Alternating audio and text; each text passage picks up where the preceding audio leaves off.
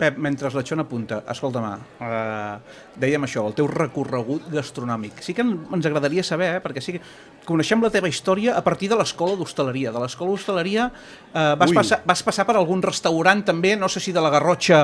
No, abans. A veure, fem una repassada. On neix realment aquest Pep Noguer, coneixedor o amant de la gastronomia? A veure, ara ja es pot explicar? Sí, no? Perquè, clar, sí, es pot explicar. Ja ha passat allò, com es diu, allò que podem fotre una munta, ja està això. Ha prescrit. Exacte. Clar, jo a l'escola hi vaig anar al 86, soc del 71, per tant, tinc una certa edat.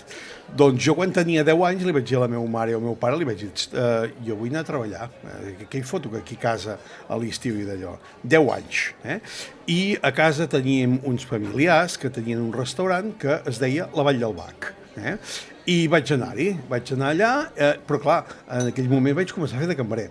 I la carta, clar, imagina't un nen de 10 anys que deien: hola, bones, avui tenim amanida, entremès, espàrrecs en pernil, calamars a la romana, vedella, bolets, conyem, porba, costelles, bistec, llom, botifarra i pollastre. Ostres!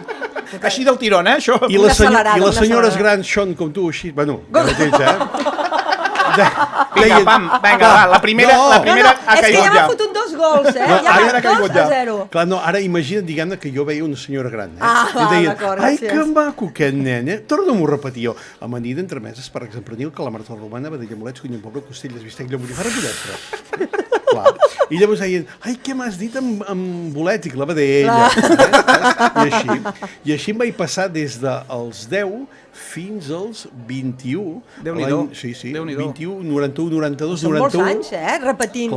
Escudella, vedella... I de postres treballaria flam, pinya, pressa, gelata, menges, avellanes i fruita.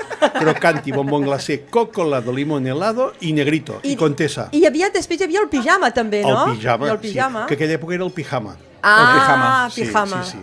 Fèiem una cosa molt, bueno, que era molt així, que era el banana split.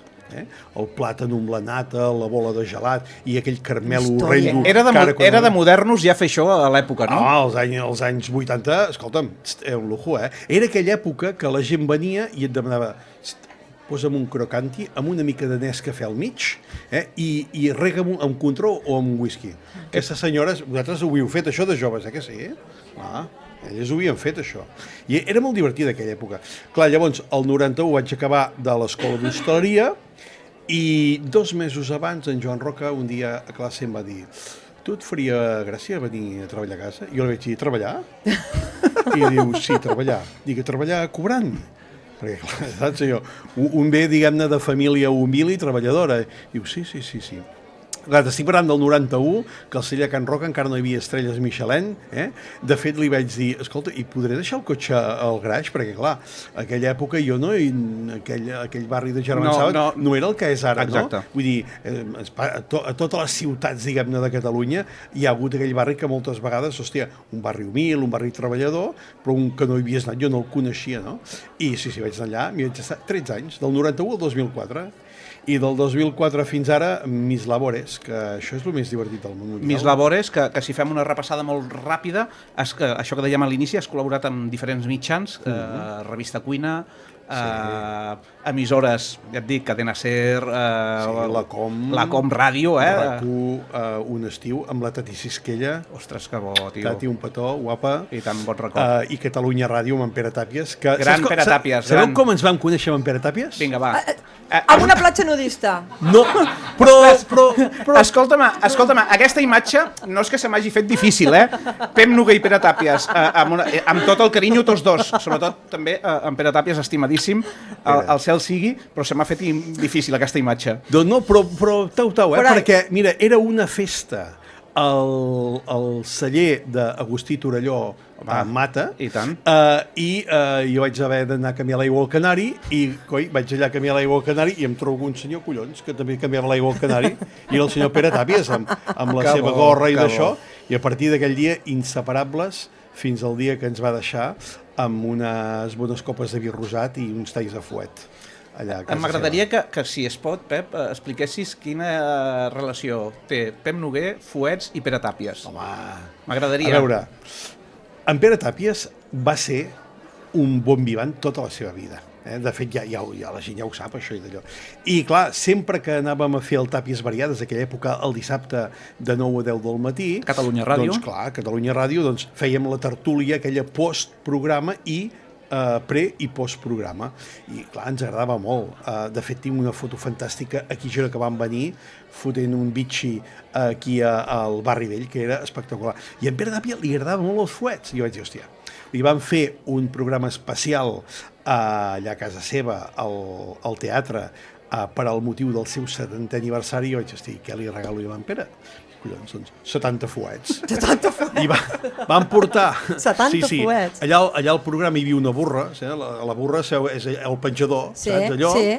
I vaig portar 70 fuets del Mercat d'Olot, d'en Vila-rasa, i els vaig portar allà, vaig dir, porto 70 fuets. Que bo. El bo de tot això era que, clar, tota la gent que hi havia convidava anava tallant i anava fotent el fuet. I en Pere, a les entrevistes, va dir, bueno, deixeu-me'n de fuet, deixeu-me'n de fuet. Que em quedaré sense, eh? Ell patia pels fuets, no?